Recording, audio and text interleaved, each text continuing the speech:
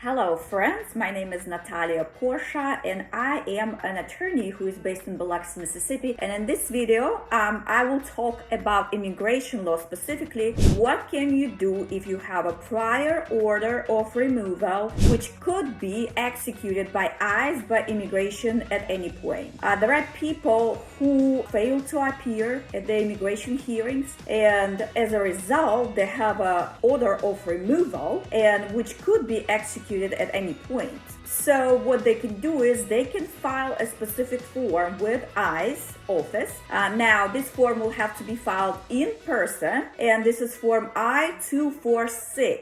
Okay, so this form called application for stay of deportation or removal. So this form is filed when, number one, if you have an order of deportation, a prior deportation order, and let's say if you have been apprehended by ICE and now you are in detention center, so you are in a situation where you can be removed from the United States. Now, what can be done if you have a prior order of deportation but you never left the country, right? So it never was formally executed. Okay, so what you can do is you can file, of course, you can file the motion to reopen your case, right? You can try to reopen your case in order to apply for some sort of relief which might be available for you. For example, you have been here for a long time, now you have U.S. citizen children, U.S. citizen wife, and now you're eligible for cancellation of removal. It's when you have been living here in the United States without interruption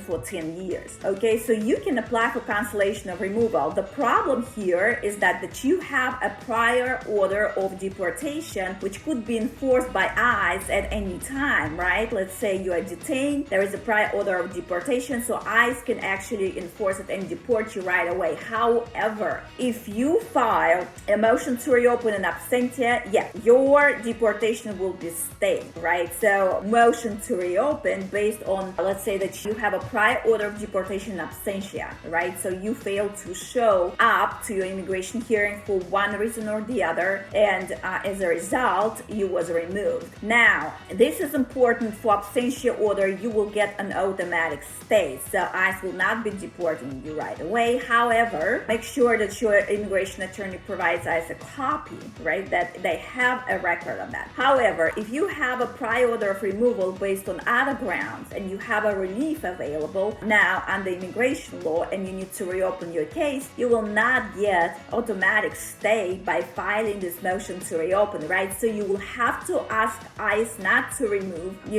your spouse or your family member, so that this person, non-citizen, can apply for some sort of relief that he or she has available now. For example, this person is an applicant of a U visa or a T visa, right? So this person can apply for some sort of relief here in the United States. So this form is very important that it needs to be filed in person, and the reason for a stay must be stated in that form and all the evidence provided to ICE in order to adjudicate this form, in order to find out whether you can be eligible for this sort of relief, right? So what kind of evidence? Medical condition evidence, for example, school record evidence for your children, medical condition of your family member. Depends, what relief you are looking for. If you filed a U visa, you have a receipt and you're waiting for your U visa to be adjudicated. Therefore, you have to file proof that you have a U visa pending, right? So you must have some sort of relief, or you must have some kind of medical condition, something that would be a base that, for your relief under I-246, the application for stay of deportation with ICE. Okay, now what kind of other non-citizen, what other circumstances would be when non-citizen is eligible for, to file this form? In reality, you can file this form and ask, it's a discretionary measure, but really, in order to win this stay, you have to have some kind of compelling reasons, such such as relief pending, application for asylum pending, also that, something pending, a pending application with USCIS, for example. Now, who else can file it? For example, if there is a client, there is a non-citizen who is in expedited removal, who was apprehended at the border, right? And in expedited removal, and there is an order of removal, but something happened, and now this person is asking to stay and not to execute his or her removal order, right? So what other instances? For example, when you are not eligible for a due process, what do I mean by that? Usually, if you don't have a prior order of removal, you will be eligible for a due process, it meaning that you will have a right to face an immigration judge, and that you, for example, if you are looking for asylum, that you have a right for your asylum claim to be adjudicated. So you have a right to see immigration judge. When you do not have a due process right is when you have a prior order of deportation, for example, and when you left the country and return, it's an entry after removal, right? So here, will you be eligible to file this form? Absolutely. Will you eligible to ask for an asylum in this country, for example, based on the country condition? Absolutely. Will you be subject to mandatory detention? Perhaps. Absolutely.